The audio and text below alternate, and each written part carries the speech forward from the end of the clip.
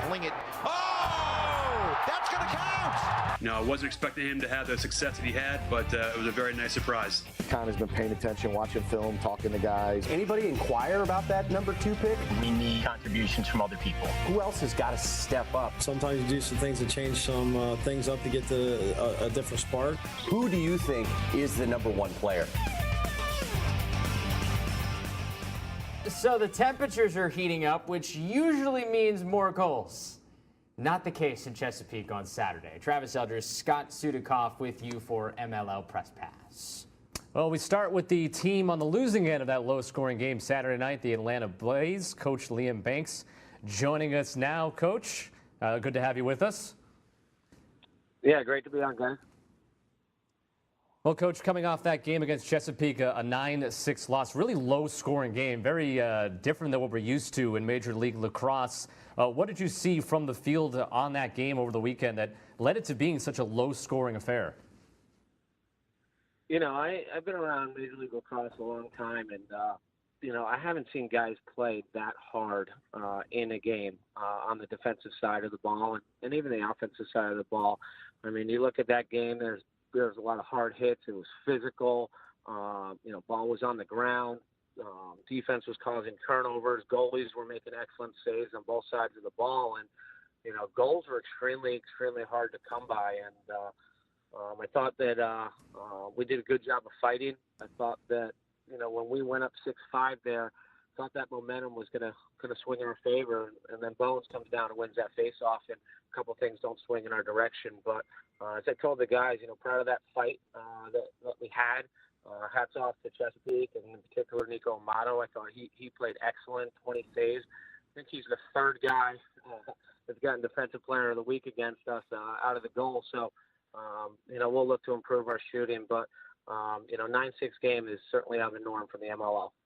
Yeah, Coach, you heard Coach Dave Cottle talk after the game. I was talking to Evan Washburn, who called that game for you guys, who was surprised. Were you surprised how low-scoring this one was? Absolutely. I mean, before the game, we were sitting watching the little guys play lacrosse, myself and Quinn Kestich, who was calling the game, and we were both expecting kind of a little more of a running gun, get up and down the field, but I think both teams had a major emphasis on limiting breaks. You know, I think Coach Cottle's a smart coach and knows that we like to get out in breaks, and we didn't get many fast breaks. So when we did, we didn't execute on them, and we got to execute on them, especially in the 9-6 game. So, you know, they're a well-coached team, and you know, I think I was certainly surprised that we weren't running up and down a little bit more, especially with some of the scores that we put up and scores that Chesapeake has put up as well. Yeah, you mentioned the goalie position. Adam Gittleman getting the start for you guys for the first time in a little bit of while. Chris Madeline had been getting the starts for you. What went into the decision to give Gitz the start, and what was Madeline up to last weekend? Yeah, you know, we had that on our calendar. We knew from the beginning of the year that Chris's sister was getting married, and while we understand this professional lacrosse, we understand that, you know, family is first, and he had a commitment that he made to his family and couldn't be there. And Adam, you know, played spectacular. I think I've said a couple times, you know, we have two starting caliber goalies, you know, on the roster, which is a great luxury to have. And you know, the last game against the Lizards, I didn't really think it was Adam's fault for letting up that many goals. We kind of left them out to dry, and we played good defense this week. And you let 9 goals, you should win. So, you know, defensively, extremely happy with our effort. And offensively, you know, that was a game where we need to pick ourselves up a little bit more and put some more in the goal, and we just didn't do that. We'll look to improve this week as we welcome the Rattlers. Well, Coach, as you said, you have Dallas coming to town this weekend. The first time your two teams played in Dallas, it was a 1-goal loss for your team. You had the lead throughout that game. What needs to change this Saturday to build a lead again against the Rattlers, but this time hold on and win? Yeah, I mean, I think both teams are different at this point, right? We get the whether the NLL guys back or your new college rookies into your system. So it's, you know, a little bit different of a team that we'll face this week. You know, we'll just look to be smart with our possessions. I don't think we were particularly smart with our possessions the first time we played Dallas. I don't think we were efficient when we had a lead. I thought we kind of sat on the ball when Sometimes when you're up, it's an even better time to attack when everybody's on the defense. So we'll look for different things. We're going to study a lot of film this week. They obviously have an excellent goalie. Joel White's incredible between the lines. Their attack, you bring in Ben Reeves. But this is the MLL, right? Every week you're going to get the best players in the world, and we're just going to prepare like we normally do and hopefully come out of it with a win this weekend. Coach, you got Sergio Salcido in there for the first time since that trade. What did you see from him? He did some good things. We need a midi who can dodge and beat a guy, and a guy with a good lacrosse IQ. Really liked the way that he had that backside feed to Kevin, kind of hung up the defender. I thought that was a really nice play. We just need to get him in rhythm with some of our guys like Gamer Class. I think that, with Sergio's dodging ability and his lacrosse IQ, he'll draw slides and he'll move it to the right spot. And, that will set up some of our step-down shooters. So, we're young. We're playing 3 rookies right now. We throw them right to the wolves, and we think in the long term it's going to help develop them, and not only this year but years to come. So we're going to continue to try and strengthen ourselves and the guys that we have, and get them more acquainted with the MLL and gel a little bit in the next couple of weeks, and hopefully be in a position where we're in the discussion to try and get in the playoffs at the end of the year. Hey, Coach, quickly before we go, we know no Team USA in the World Cup, womp womp, but who are you rooting for here if you had a selection? If I had a selection for the World Cup, I'd have to say that I am going to root for. I like the Brazilians. I like the way they play soccer. All right. Safe choice. The whole yes, very safe, right? The whole concept of futsal to me is something that is extremely interesting. What they implemented in the early 70s with lots of touches and smaller balls and smaller spaces, and I learned a lot from studying them a little bit with the way I like to develop lacrosse players. So I'm going to go with them just for some of their core values. There you go, kind of like speed lacrosse. I like it. Yeah. Coach, we appreciate the time. Good luck here this weekend. All right, thanks so much, guys. Coming up here on Press Pass, the Cannons were off last week. How they'll look to bounce back with rival New York coming to town here on Saturday. Let's call them the Charlotte Terps. We'll talk to Coach Jim Stagnita about all the former Maryland players making plays for the Hounds. You do some things to change some things up to get a different spark.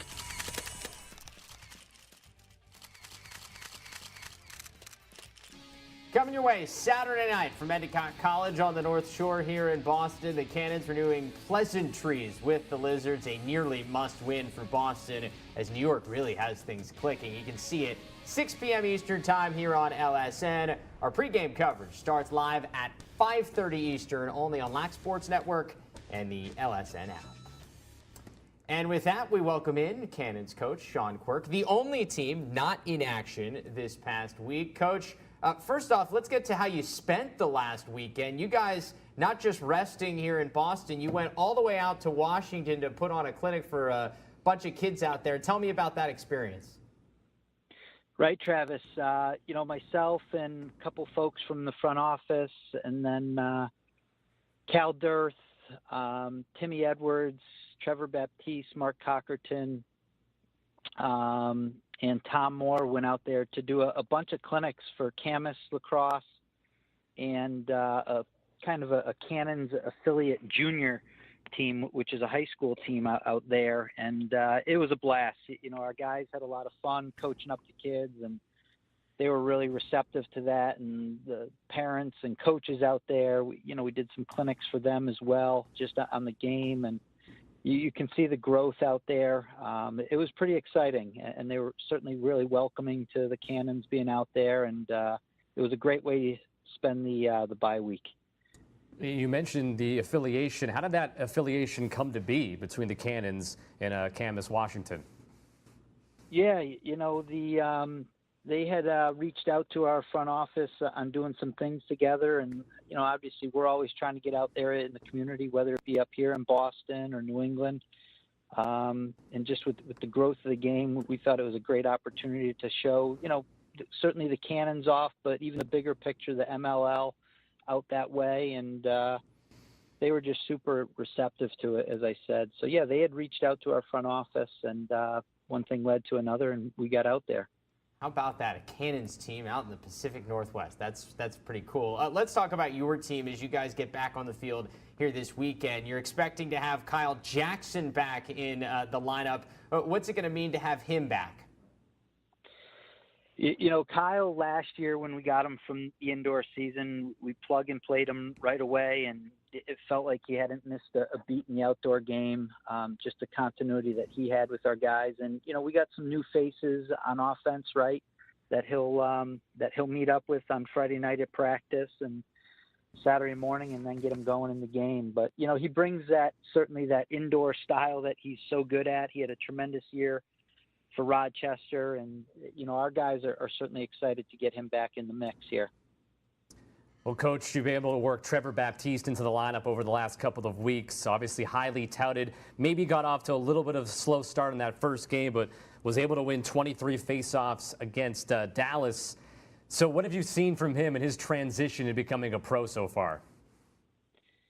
He, you know, I had said it before even this weekend, but spending so much time with him out in Washington, you know, we talked a lot about the league and certainly the Cannons and the adjustment that it is going from college to the professional league, and, you know, training that he has to do on his own. You know, and I mentioned it before that he's really just someone like a lot of these guys that just want to be the best they can be at their craft. So he's adjusting well. You know, he'll tell you he's continuing to figure it out like a lot of rookies, right? And I think he felt a lot more comfortable out in Dallas than he did, you know, even against Florida, having that second game under his belt. And I'm sure he'll feel even better, you know, going into his third game this week against New York. But the guy is just, you know, like I said, after spending, you know, 2 or 3 days with him out in Washington, he's just such a charismatic guy. He's very humble, zero ego. He was great with the kids and the coaches. So we're really looking forward to, you know, just continuing to integrate him, obviously, on game day and practices, but with a lot of other things that we're doing in Boston as well. Coach, the last time you guys were together on the field, it was a tough loss for you, a double-digit loss down in Dallas about a week ago from today. It was a Thursday night game. How do you guys kind of recalibrate things? What do you take away from that game, knowing you've got a really good team in New York coming to your place, and it's starting to get to a point where you got to win if you want to make things interesting toward the end of the season when it comes to a postseason berth? Right. You know, with you know, coming off that loss against Dallas, you talk to a lot of guys throughout the week, especially with the bye week, on what we have to do and kind of regroup here, right, to get after it against an exceptionally good New York team. And you both know that there's no days off in this league on game day. It's a battle with whoever you're playing, whether it's the first place team or the last place team. So our guys certainly feel really confident. They feel energized coming off the bye week. You know, the rivalry between New York and Boston and every sport is certainly there. And we'd be fools to not think it's the same for lacrosse, right? So our guys are excited. They certainly know that they can still make a push at this thing, and that's what they're committed to first and foremost, is really making a run, and that starts with New York this weekend. All right, Coach, before we let you go, we got to get your thoughts on the World Cup. Obviously, no Team USA, but if you had another country to root for that you're adopting for this World Cup, who are you rooting for?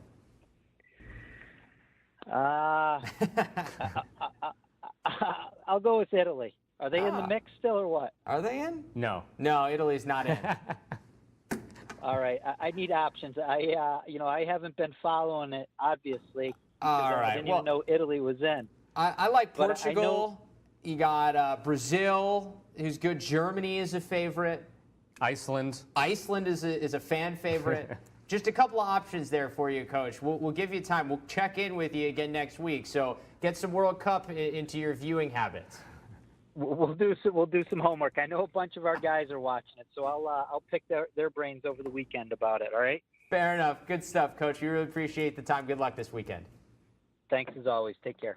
Coming up, despite a torn ACL, Connor Fields made his MLL debut for the Hounds on Saturday. What did Coach Jim Stagnita see? We'll ask him. Plus, the Warrior Defensive Player of the Week hails from Chesapeake. We'll talk to Bayhawks coach Dave Cottle about another double-digit save performance from Nico Amato. Sometimes you do some things to change some things up to get a different spark. Connor's been paying attention, watching film, talking to guys. The rookie from Albany feeds the champ from Maryland a season ago, and Matt Rambo. Charlotte. That was the first point of Connor Field's MLL career. He tallied 1 point in the Hounds' loss to New York on Saturday.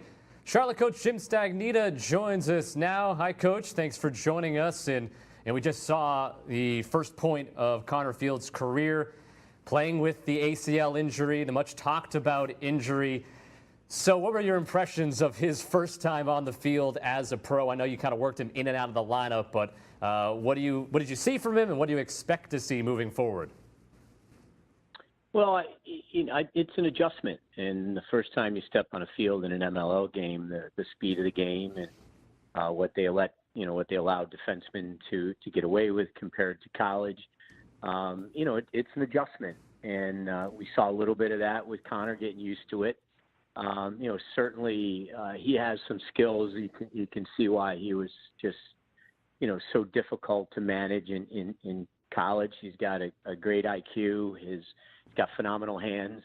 And it gave us an opportunity, just kind of moving him in and out of the lineup for us to get an idea kind of where he can best help us and, where we can best utilize him, considering all the factors surrounding him right now.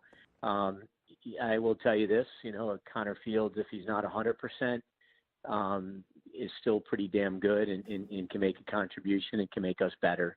And it just becomes our responsibility to make sure we best utilize, his skills right now. Another rookie that was pretty darn good for you guys in that game was Tim Rotans, who scored his first career goal, actually had a hat trick in that loss that you guys had to New York. What did you see from him coming out of the midfield? Well, two things. I think game two for him, was completely different, right? Has much better idea, much better comfort level. And again, we're able to utilize him. I'm not comparing them, but we were able to utilize him like I used Drew Snyder when I was in Denver, when he was a rookie. He played some D midi and some O at Maryland, just like Tim did. And, I like the middies I like to have a couple middies in my lineup that can transition from defense to offense. And, Tim is really well-rounded. He can play both. He's got that skill set. It's the reason we drafted him, and he's a strong, athletic kid with a great IQ. And he showed that the other night in a game where we needed to get some offense from defense to O because, be perfectly candid, we didn't have the ball all that often in the first three quarters. We just didn't. We didn't do enough in the middle of the field and at the X to give us enough possessions to play the amount of offense you need to win an MLL game. Well, Coach, earlier on the show, we were kind of teasing that your team is the Charlotte Terps with all the Maryland guys up and down the roster. How does that work with the team? Is there just a lot of camaraderie between those former Maryland guys all working together? And of course, we saw earlier in the year Matt Rambo and Dylan Maltz connecting on so many occasions. And there's just so many former Terps in the league as well, but so many on your team. Yeah. It's not I wouldn't say it's a plan. We have a good number of Hopkins kids on our team too. So that's always an interesting dynamic, but I think it shows you the kind of the way our guys approach us and feel about it. Yeah, there's some. I mean, the Maryland kids. What I like about them is they're just they're multi-skilled. They can do a lot of different things. Dylan Maltz is a much better dodger than anyone ever gave him credit for, and Matt Rambo's a much better feeder than I think people gave him credit for. And Michael Earhart's not just a great defender, but he can score goals. For one reason or another. Whether it's Coach Tills, it's the commitment that these guys have. But, they can do a lot of things, and that's what you need in this league is people who can do multiple things. And, I think our Hopkins guys, we have a handful of those guys, and they do the same thing. John Crowley can play attack, can play midfield. He can dodge, he can feed, he can play defense. And, Ryan Brown has shown that his skill set is much more diverse than people gave him, credit for early on. And Pierce Bassett, has been great for us to have that type of caliber goalie as, someone who prepares every game as a starter to be your backup. So, we're looking for guys who, number one, are really committed to playing at a high level, which, the Maryland kids are, and guys who love to be coached and love to be part of, something where they can compete at a high level. And, there's a reason that they've been in the Final Four for all the years and won a national championship 2 years ago. They just have a quality of player and person that, that appeals to us. Coach, speaking of high level, Ben Randall was playing at a very high level as a rookie for you guys, but you trade him to Ohio here this week. You get Matt McMahon in return. What went into that deal? A couple things. It had nothing to do with how Ben was playing. Ben has stepped in as a rookie and really done a nice job for us. We had an opportunity to do some things down at that end to solidify ourselves during this stretch run, that we needed to do. Matt's still a young guy. He's only been in the league a couple of years. I coached him at Penn. He's big, he's strong, he's mean, and not in a bad way. He's a tough kid, and he's still getting better. He was a 3-sport athlete in high school. He's been one of the, last year, he's one of the premier defensemen in the league. He's a lefty. He gives us some real physicality down there that, that maybe we didn't quite have before. I really love the way Barclay's playing, and I love the way that Randall was playing. But now you get a proven veteran who can both play pole. We've not had we don't feel like we have been very solid at the second pole, being able to help Mike out there. And Matt's one of those guys that can do multiple things. He can step up there and take wings on faceoffs and cover middies. He's a big, strong lefty. He knocks down passes. He's won a championship in the league. So, I thought that was, and Ben gets a chance to, go a little bit closer to home. He still has school. And Bear was looking for someone, in their market. So I thought it was a win-win for both of us. Gives us a boost down the stretch, and I think it gives Ohio something they're looking for, is kind of building a younger foundation down there, a new foundation on defense. It was a difficult decision, but it was the right decision for our team and our program, particularly this season. Well, Coach, thanks for joining us. Good luck Saturday against Florida. No trick questions or anything? No, not this week. You talked so long, you took up all the time. Good. I'm going to do that from now on. I'm not sure I like your questions at the end anyways. So, all right, guys, I appreciate it. Thanks, Coach. Thank you, Coach. Still to come on Press Pass, the Man of Steel played a big role in the Bayhawks win on Saturday. We'll hear what Coach Dave Cottle thought of the low-scoring affair. Plus, he's not on the All-Star team, but he's an All-Star in the Rattlers' hearts. Ty Thompson, the hero again. We'll chat with Coach Bill Warder coming up. Sometimes you do some things to change some things up to get a different spark.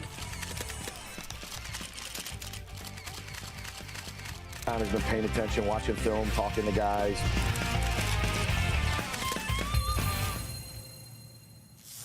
Great pass inside from Rice to Gibson, but Amato again gets enough on that shot, and Amato with another quality save in front. Amato with the quality low save and able to corral the rebound. For a moment, he gets a second chance at it. Chance save. Salcido splits a defense, shovels it to Rice, but a great stop by Amato, his best of the game. Scott Sudikoff, Travis Eldridge back with you here on Press Pass for the fourth straight game. Nico Amato tallying double-digit saves for that. He was named the Warrior Defensive Player of the Week for the second time this season. His coach, Dave Cottle, is with us now. And, Coach, we talked about Nico's performance last week. He does it again here in a low-scoring game. What did you see from your now solidified starting goalie? Well, I thought we played excellent defense, and we kind of the shots we gave up were shots on the run, and hopefully not in the middle of the field. And but on top of that, I thought Nico was excellent playing his angles, and he saved us a couple times that we did make mistakes. Coach, you right now you're not playing this weekend, but you have this 5-game winning streak going. What has been the key to getting this win streak going here? 5 in a row, 6-2 now. What has been the key for that run? Well, if you look at us, we've gone from either the 7th or 8th best defensive team in the league to the first on goals allowed. Our man down the last 3 games has been outstanding. So I think we're improving defensively. And offensively, I think that we have good chemistry on offense. We didn't play exceptionally well last week, and that's a credit to Atlanta. But I think that, we're scoring timely goals, and we've been really good in the fourth quarter. So, Coach, we got to talk about just the game as a whole that you were a part of. 15 goals doesn't happen in Major League Lacrosse. This is like one of those slugfests you see in the Big Ten, not in the MLL. What was it like to be part of this 15-goal slugfest there on Saturday? Well, first time we played Ohio, if you remember, we had given up 2 goals in 3 quarters. So we're playing better defense. I think our shorties are playing solid defense, and we're moving all around. And really, Garrett Epple did as good a job as I've seen Evan Rice this year. And we're playing good defense. We've been winning faceoffs. We're not giving up transition, and we're improving on man down. So as long as we continue to do that, I think we have a chance to hold teams under 11 or 12. And so, it was good to win a game that we didn't play exceptionally well on offense. I will say that. Well, Steele Stanwyck checked in with 4 goals in that last game for you. How has his impact been on the team so far this season? Well, besides being a tremendous teammate and person and leader and highly intelligent, his game is maturing from a guy who was the feeder that got all the assists to a guy now who's smart enough to put himself in positions to finish. And Matt Danowski, I think of 4 of the goals, Matt Danowski assisted him on 3. So we got 2 mature, smart players out there that are sharing the ball. And, Steele's been a real pleasure to be around.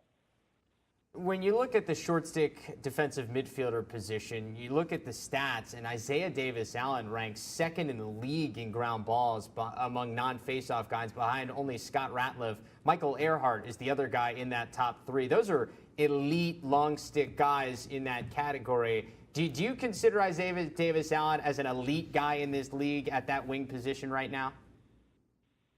Oh, I do. And in fact, we played some really good wings early in the year, and one of the things we said is when you go against Michael Earhart or you go against, Brian Karalunas or Scott Radliff, we haven't been getting beat up on the wing at all. And it's due to our polls, too. I think C.J. Constable and Sean Mailer are doing a good job. But Isaiah Davis-Allen clearly is, in our eyes, by far our best guy and one of the best guys in the league is a wing on the faceoffs. Coach, one of the things that stands out to me, and even going into last week, your extra man percentage was off the charts. Had a little bit of a down game the last time out. But what has been the reason for the success on the man up? Right now you're at 42%, leading the league. Well, we spend time on it. We have good players. We've been unselfish. And, one of the things that we have to do a better job of is taking care of the ball. In the last 2 or 3 games, last 2 in particular, our turnovers have creeped back up, and that's something that we've really tried to protect the ball. Because if you play solid defense and you don't turn the ball over, then you don't give up transition. But our extra man, we have a bunch of different things we run. We're unselfish. We've been substituting new players in, which which is also problematic, but we found a way to play well with each other. But I think overall, if you look at it, we're solid in the face-off X. We're good on extra man. The last 3 games, I think, without question, I would say have to be the best or the second best in the league. The last 3 games on man down, so our special team units have helped us. So, Coach, you guys don't play this week, so you got lots of time to watch the World Cup. And with the U.S. not in it, we got to ask you, who's the country you're pulling for in the World Cup right now? Yeah, you know what? I just watched the game today. I really don't have a favorite on this thing, and watching Ronaldo is kind of interesting because he's, he can score and he's been scoring for a long time. But I haven't picked a team as of yet. I'm going to wait till it's over so I can claim the victor. Oh, there you go. Yeah, front runner Dave Cottle, just waiting to the end. Oh yeah, I picked Germany the whole time. I know how you work, Coach. Smart. Way to go. Hey, Coach, appreciate the time. Enjoy the week off here. Well, thank you guys, and you guys have a good weekend. Thanks. Coming up next, Tour-a-thon winner Ben Reeves. He made his MLL debut for the Rats and made an immediate impact. We'll hear more on what Coach Bill Warder saw from his first-round pick. Plus, an historic night for Eric Law in Denver on Saturday. What he means to Coach B.J. O'Hara coming up. Sometimes you do some things to change some things up to get a different spark. All right, so after a couple of home wins, Dallas hits the road again for Atlanta this week. I'll actually have the call of this one as the Rattlers look to hold on to the top spot in the standings against the Blaze. Face-offs at 7 p.m. Eastern Time. Our pregame coverage starts at 5:30 here on Lac Sports Network Saturday. Gormady gives it up to Reeves. Now back to Wolf. Wolf, shot coming, and Dallas is back in front. Ty Thompson had been quiet for a while, but when you need a goal, he's there. Hat trick for Thompson. Dallas back in front. Well, it wasn't an overtime finish, but it was another thriller for Dallas at home. The third time they've got a one-goal game at home, and for the second time in those games, the hero, Ty Thompson, with the game winner. Rattlers coach Bill Warder joins us now. Coach, what is it about one-goal games there at home? You just find a way to win no matter what, huh? Well, I just think, the talent in this league, every team's so good. It's we've been in, I guess, over the last couple of years, 2-3 years, probably 15 one-goal games, and it's almost, it's expected. It's I told our team president Bill Gorin, I said, next time you advertise for the Charlotte game, just tell the fans that we'll sell you the whole seat, but you only need the edge. So it's it's just fans are getting their money's worth for the game. Well, Coach, you've been able to play 4 games now in your new field in Dallas, 4-0, as we talked about, 3 one-goal games, 2 of them going in overtime. How has it felt? I mean, what has been the atmosphere around the team in the new city, and how are people adjusting, and how are people taking to the team? Are you seeing more fans start to get on board? Oh, it's the fans are unbelievable. It's they're so into the game. Whether they're new lacrosse fans or older lacrosse fans, older to the game. You look behind the bench during the game, and the little kids are going nuts with the foam lacrosse sticks, and it's kind of crazy. There was that one point when we were not playing great defense. I actually heard there was an older mom in the stand said, "Someone give me a stick, I'll play defense." And so it was, it was a little. It tells you how into the game the fans are. I mean, it's Dallas, right? They expect they expect a good product. They expect the team to win, and they expect you to give 110%. So it's the fans are awesome. The little kids are amazing. I mean, just going nuts, over the whole game. Well, speaking of good product, you've given him something to cheer about lately. And another one of the guys that's been really good for you is Ty Thompson. He scores his second game winner for you here on Sunday. He doesn't maybe get the run that he probably deserves, but he's been terrific. What have you seen from Ty, especially this year? So Ty is he works. He and Jordan Wolf have established a really good relationship on and off the field, and Jordan, it's a great combo because Jordan, obviously, as everyone in the league knows, is strong right-hand dodger, and so Jordan's coming to his right hand, and obviously Ty's a lefty finisher, so it works out really well that Ty can just kind of find those pockets, whether it's inside, outside, on the low wing, and he's been able to been the recipient of Jordan Wolf passes a number of times. I haven't gone through the tapes to see how many times they've actually connected, but it just seems, when we need a big goal, Ty's getting it, from Jordan, or I think his other game winner might have been from Cody Radzowitz earlier in the year, but he's running to his left hand, which makes it, great for the shooter. Well, Coach, able to get Ben Reeves into the lineup. So what have been your first impressions now of seeing him out there with your team? Yeah, he is. Just a great teammate. Just kind of walk into the locker room.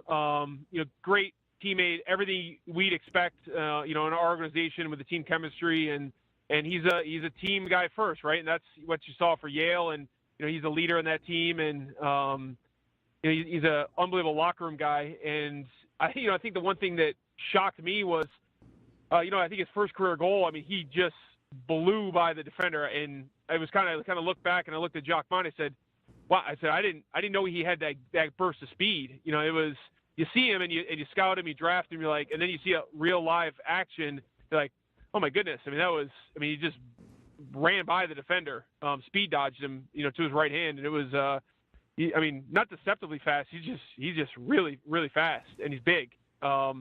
So it was, awesome to see that. So, just a different dimension that I just wasn't expecting him to be that fast. At the face-off, X, a big key to you guys going 5-0 in that fourth quarter to come back and win against Ohio is Drew Simino. I believe he was perfect there. How did that change the game for you guys?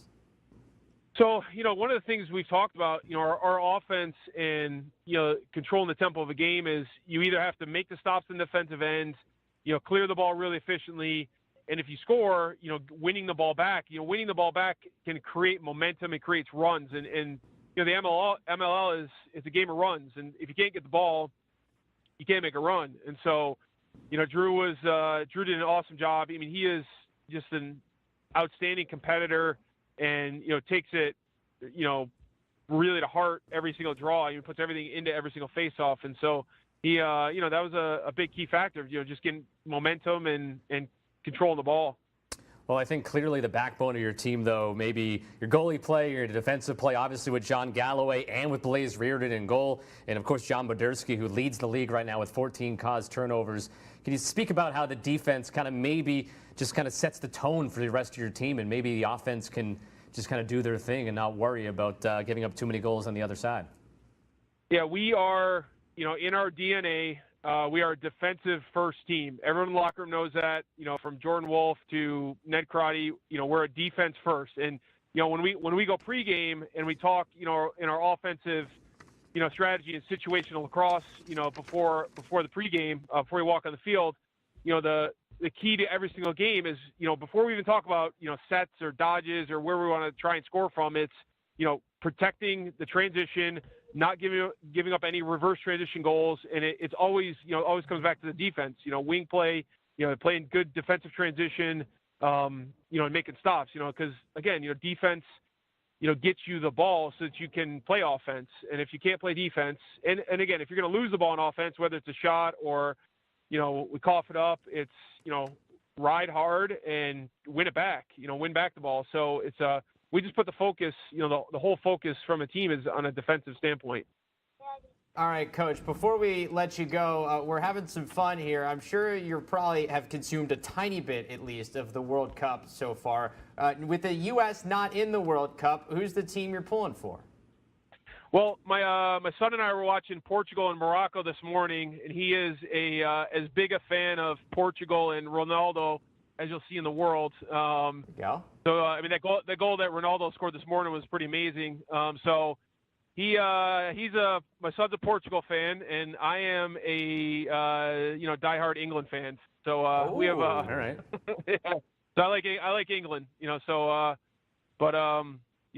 son's going to Portugal. So I guess my second choice would be Brazil. I love the team I love Brazil, and all that being said, my favorite player in the world is Sergio Ramos. So from Spain. So there you go. So I watch. You like a lot, soccer, yeah. So, yeah. So actually, fun fact is biggest soccer fan in the MLL is Jeremy Boltus. So you should ask him that question. All right, there we go. So we got some inside info from Bill Warder as well. Hey, Coach, we appreciate the time, and good luck here this weekend. Awesome. Thanks, guys.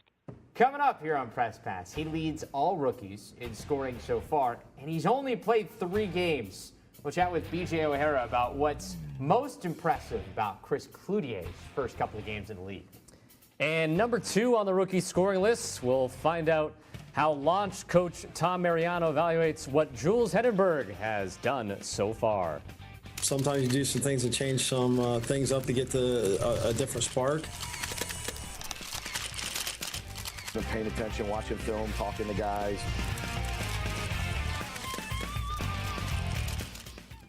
All right, let's look at the MLL standings entering Week 10 in the league. The Rattlers alone in first place, now 7-2. They're 4-0 at their new home in the Star in Frisco.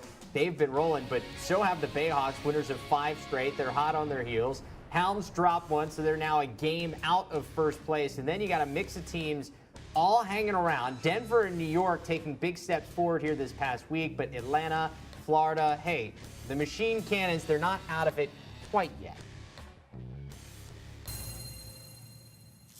Underneath, oh, a beautiful pass, but then the rebound comes back to Law, and with that, that is the 150th career goal for Eric Law. Pass in front, score! The goal is good. And that's Eric Law. Beautiful pass in front, it sets up the goal. And again, it is Cloutier putting on a passing clinic. Eric Law having himself a night. Well, you set your franchise's single-game points record. Chances are you're going to be the Warrior Offensive Player of the Week. Yep. Eric Law's coach, B.J. O'Hara, is with us now. And Coach Eric Law, 7 goals, 4 assists, 11 points in that 26-goal output that you guys had against Florida. What's making this engine roll so seamlessly? Just, you know, he's a smart player, and he can read off other guys. I think he realizes when Cloutier's got the ball, they're going to attract some attention to him, and Eric's real good at finding the opening, and you know, a lot of his goals were assisted, and that's always a good sign. Yeah, you mentioned, we talked about Eric Law, and he sets the franchise record for points in a single game with 11. He has not only been a Denver Outlaw staple for the last several years. He's a kid who grew up out there in Colorado. He played some of his college ball there at Denver. What does he mean to not only the team but the area when it comes to lacrosse? Well, you know, he's a hometown hero for sure, both in college and now at the professional level. Just a tremendous young man. You know, his lacrosse credentials speak for themselves, but he's also, he works for an organization called City Lax, which, you know, brings the sport of lacrosse to inner city children, boys and girls, and he's, you know, he works full time for them. So he's actively involved in working with young people and bringing a good message to them and helping to grow the game of lacrosse. So he's just, in every way, a real blessing for us. Heading into the game, you gave the face-off reins to Max Adler, who maybe a lot of people don't know as much about, being a Division II guy out of Bentley. He wins 22 of 41 face-offs. So in your eyes, what about Max Adler makes him the choice to be your face-off guy moving forward? Well, the times that we used him, he was very, very successful, both last year and in several games this year when Tommy Kelly had a little bit of an injury. So we used Max, and he was very, very good. You know, New York came to us and made it, you know, we felt a tremendous offer. And with having Max, we just felt like, you know, we couldn't say no. You know, we hated to lose Tommy. He's been a big part of 2 championship teams. But you know, to get a first-round draft pick, you know, at this stage in the season, it's something you got to certainly listen to. And Max, you know, did nothing to disappoint going against a very tough Ben Williams on Saturday. Yeah, that was certainly a good performance, as was the performance of your rookie, Chris Cloutier. Guy's already got 2 8-point games in his 3-game MLL career. And I think the thing that impressed me the most is you see that highlight reel goal that we've been showing over and over, the one-handed tiptoe in the crease, and he's doing it against an all-world defender, maybe the best guy in the world in Tucker Durkin. How did you see him able to take on that matchup and be successful at times? Well, you know, he came highly recommended from you know, North Carolina, so you know, we knew his pedigree. He's built for the MLL, and he's built for a matchup like Tucker Durkin. You know, he was able to get inside on Tucker and match, you know, size on size, and Tucker really couldn't do anything but try to body him. He couldn't throw any checks because Chris was leaning on him too hard. It worked out pretty well. A couple times, actually, he was able to pull over him, and not many guys could do that. Chris is a big body, so he's not built for speed, but he's got great vision and obviously can shoot with people hanging all over him. Well, your team is on the road this weekend taking on Ohio. Maybe a team that's a bit desperate, 2-6 on the season, a team that you beat by 11 goals earlier in the season. But how do you go about this game, making sure your players don't get complacent? Again, it could be an Ohio team that basically needs to win out at this point. Well, they are, till the end of this season, they're the defending champions, and they've got, most of that group back. They've been, hurt like many of us have with some injuries. And, the big question is going to be who will be in their lineup on Saturday. And obviously Tom Schreiber hasn't been with them for a bit. And that changes your defensive game plan if he's, off the injury list.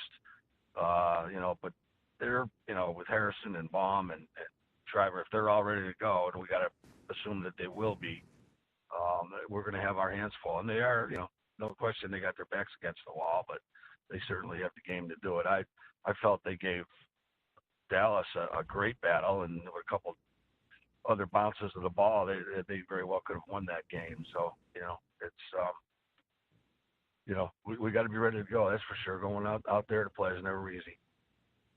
Coach, you got another Bachlet in the lineup here this week. What's it like to have Graham around the locker room with his cousin Matt hanging in there as well? Yeah, contrary to the rumor going around, it's not Matt's son; it's his cousin. Graham did a great job. We had a last-minute roster issue. The guy wasn't available, so we had to activate Graham, and he's living in Denver now, and he was great. Made some big plays for us, and didn't look fazed at all by his first professional game. So we'll get him back in there again going forward. Good stuff. You just can never get enough Bachlets out there in Denver. Apparently, I know. They're everywhere. They're a good group to have, Coach. We appreciate the time. Good luck here this weekend. You bet, guys. Thank you. The Outlaws back at it here, looking to stay hot with that another rematch of the last two MLL championship games. Denver traveling to Ohio Saturday, 6 p.m. Eastern start at Fortress Obetz. Our pregame show starts at 5:30 Eastern. That's 3:30 Mountain Time, only here on Lac Sports Network or the LSN app. Well, some tempers flared in that Week 9 clash between the Launch and Outlaws. We'll talk with the coach on the other side, Florida's Tom Mariano. Plus, you got to look out for the Lizards. They had it clicking. Pennell, Rabel, Manny, everybody getting there. As Coach Joe Spallina will be with us shortly to talk about meshing all those different superstars together. Sometimes you do some things to change some things up to get a different spark. Coming your way here on LSN Saturday night, the last game to start in Week 10. The Launch traveling to Charlotte to face the Hounds. Scott here going to be on the call. Face-off set for 7:30 Eastern, and it can be seen on LacSportsNetwork.com and on any of the LSN apps. And we had some rain showers come in, so things are right around 70 degrees, so it's a perfect night for lacrosse. Beautiful pass, sets up the goal, scored by Jules Hendenberg. Well, it came at a loss, but rookie Jules Hendenberg had a career night with 7 points against Denver. His coach, Tom Mariano, now joins us on the line. And, Coach, Jules Hendenberg, 4 goals, 3 assists, 7 points, a career day for him. How has he been in the lineup so far for your Launch so far early in his career? Well, I think you look at the games, each one he just keeps improving and he's picking it up, and he's basically a sponge right now. And this is a process of just figuring out how other teams play defense, how the goalies play, how fast it is. But I thought, the other night was a good culmination of his first couple weeks of kind of putting it all together. Coach, he was a bright spot in a tough game for you guys out there in Denver. You give up 26 goals. What do you try to take away, if anything, from that one? Well, I think even in football it would have been a bad loss. So, you know, so that was one. You know, I think we take away that if we do things the right way and we compete the way we know we can and we're capable of, we're going to be fine against anybody. You know, the problem is in this league, there's no mercy. You know, you make one little mistake and you're gonna pay for it. You know, we have a bad shot on offense and it's going to be a goal the other way. And so in that sense, the MLL is a little bit unforgiving in that if you're not playing well at times. Dylan Malloy only had a couple of points in that game against Denver. He's one of the top guys in the league in terms of goals scored. What do you have to do moving forward this weekend to get him going a bit more offensively?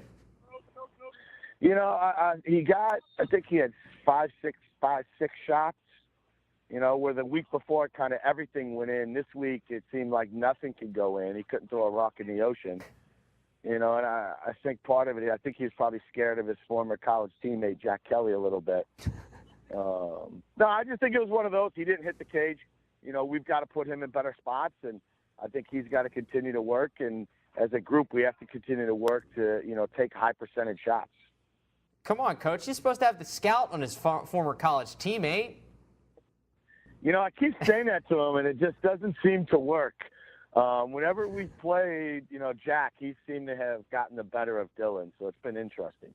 Yeah, well, that's a tough one for Dylan to take. But you get Tucker Durkin back on defense, which is a big piece for you. What did you see from him being back there in the lineup? You know, it's great having him back there. You know, to be honest, I thought he was a little bit rusty. You know, the competitor that he is, I know he wasn't happy with his play, and he'll get better. You know, it's tough to take almost 3 weeks off, 2 weeks of game action, and jump back in there. But, you know, I think he just brings an intensity level. You know, I think he ran into a rookie who just said, you know what, I'm going to go to the cage on you, and he doesn't necessarily see that all the time. So I think it's a good lesson for him to kind of continue to stick to his fundamentals and his basics and just keep grinding on his matchups. Well, Coach, this Saturday you take on Charlotte, maybe in my opinion, the most well-rounded team we have in this league. How do you plan to kind of break them down from top to bottom? Because, again, they have good goalie play, good defense, and obviously good offense. Yeah, I mean, they're excellent. They've played really well. You know, I think you got to, you know, we can't let them run up and down the field and let Earhart shoot 6-pointers, because it seems like every time I look up, he's shooting from about 22 yards. And I feel like he's the only guy in the league who scores 4-pointers, because you just look and he scores a ton. They're great in transition. They're great 6-on-6. I mean, they're a tough matchup, but, you know, we feel if we do what we're capable of, it'll be in our favor. Hey, Coach, you did get a chance to get Jack Kincannon some MLL experience there in goal, subbing in for Austin Count in this game in Denver. What did you see from him getting a taste of the big show? You know, I think we threw Jack in there, and the first couple of shots were from like 5 yards away, about 100 miles per hour. So it wasn't a great welcome to the MLL opportunity. But I thought he settled in and made some saves. I mean, Jack's a competitor. I know he's hungry to get back out there, and I think he was disappointed in his performance and would have liked to have made some more saves. And that was the biggest thing. We need to play a little bit better defense to help out Austin and Jack. And I think the competitors they want to make some more saves. So, but that's part of the game. You know, you got to continue to learn and evolve. All right, Coach, before we let you go and get back to your recruiting event, we got to ask, because we're asking everybody, the World Cup's going on, and I know you got recruiting, so you probably are pulled away from the TV a little bit, but with the U.S. not in it, what team are you pulling for? You know, I'll be honest, I don't even know who's playing. U.S. and Italy aren't in it, just so you know. Yeah, the U.S. Coach Quirk was going Italy, and Italy's not in it. The U.S. isn't in it. Germany's a favorite. Yeah, I'm rooting for U.S. Nah, who was it? Iceland. You know, I like Argentina. I like how they play. Fair. You know, I haven't watched 1 second of it between MLL and college recruiting. I have not watched 1 second, so I couldn't tell you who was in it, who won. I don't even know who's good in soccer right now. Well, Coach, we'll let you get back to defining the future pace stars of tomorrow. Hey, we appreciate the time, and good luck here this weekend. All right. Thanks, guys. Have a great day. Another week another all-time milestone for number 99. We'll chat with Coach Joe Spallina about the 300th goal of Paul Rabel's career. Plus, Marcus Holman did just about everything he could against Dallas. What Coach Bear Davis saw from his all-star attackman coming up on Press Pass.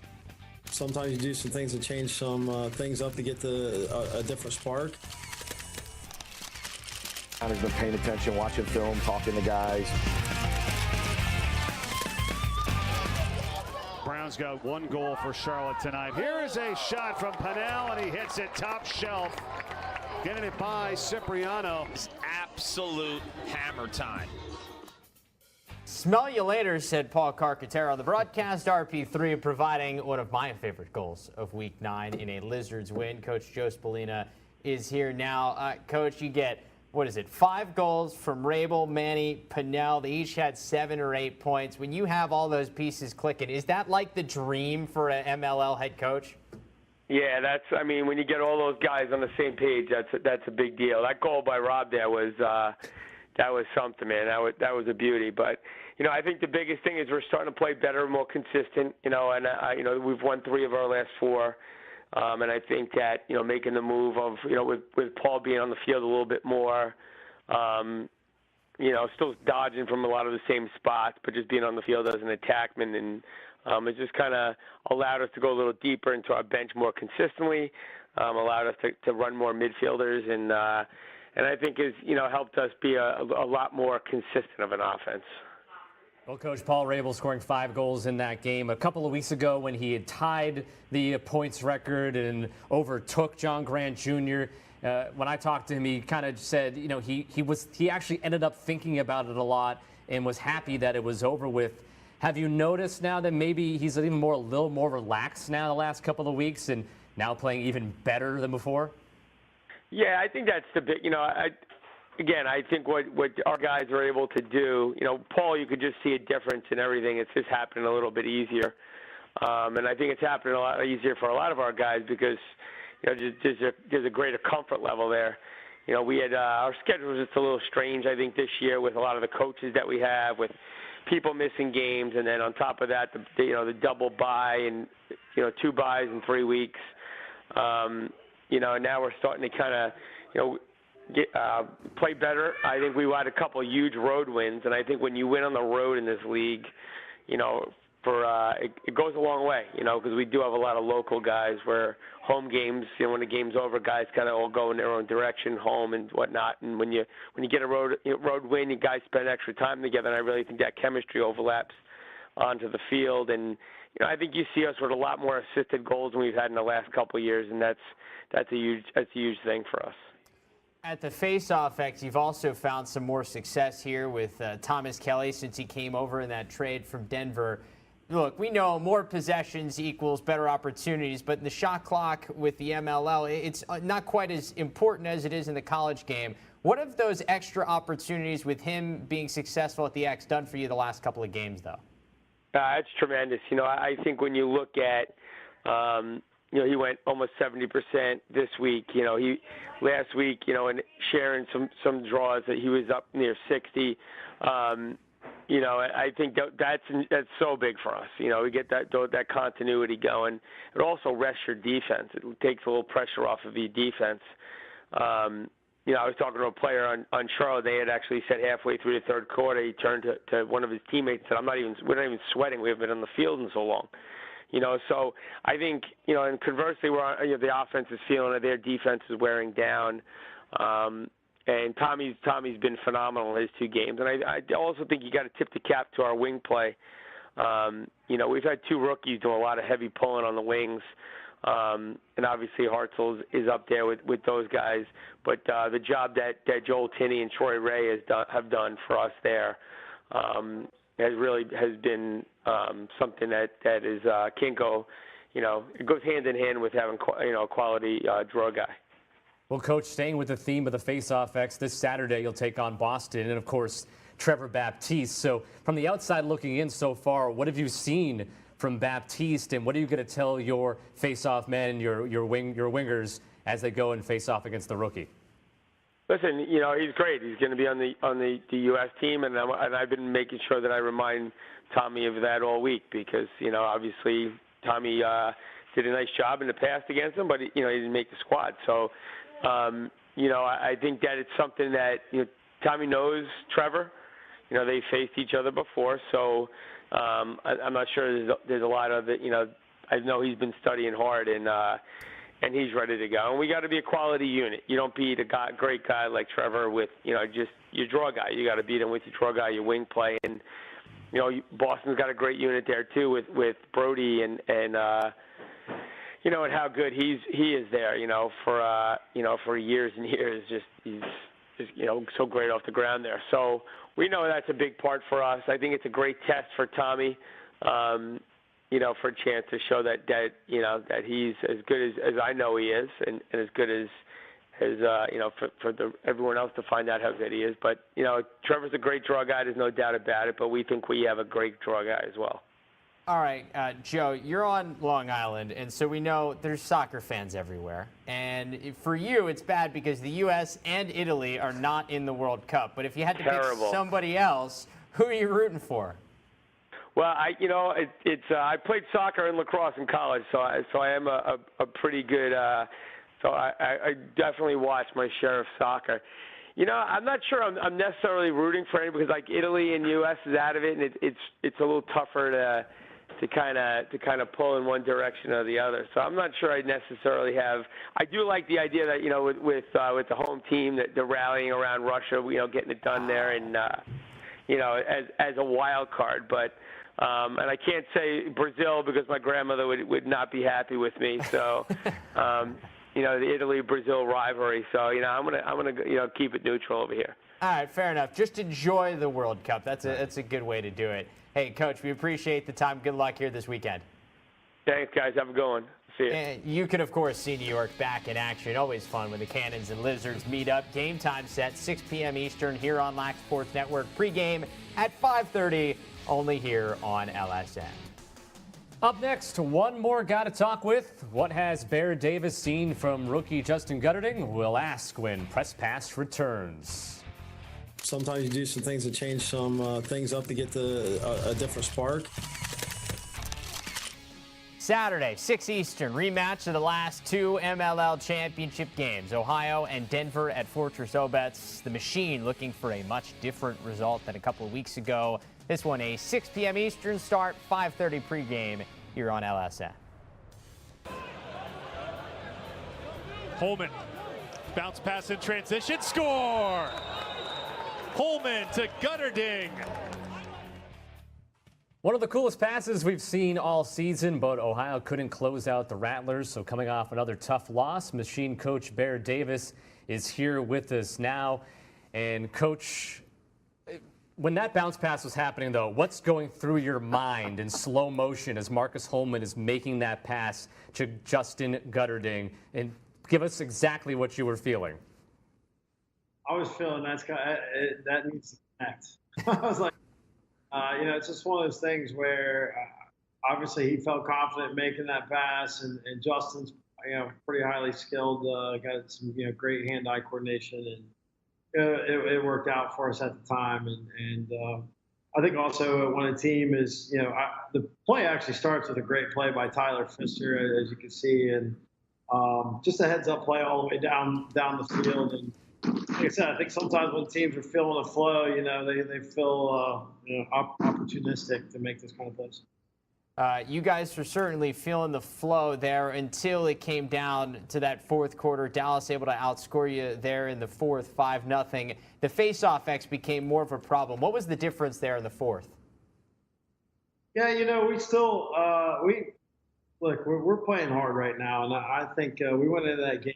We had 19 guys in warm-ups. We have a guy gets injured in warm-ups, and we go down to 18, and the guy pull a hamstring in the fourth. I mean, all kinds of things, especially a lineup that we took out there was great guys, but a lot of inexperience, a lot of guys without a ton of game experience, and hats off despite all of the everything adversity that we were faced with. I felt like our guys battled, and they came ready to play. And we can look at Kenny and say, hey, he had a tough fourth quarter, but we still had opportunities to win that game. We're winning that game with just over 10 minutes left, and we make some mental errors here and there. I mean, you don't know if that's due to guys just like I said, getting tired, or what the case may be, but guys making mistakes that they normally don't make, and it's unfortunate. It's a tough place to play. Dallas is a great team.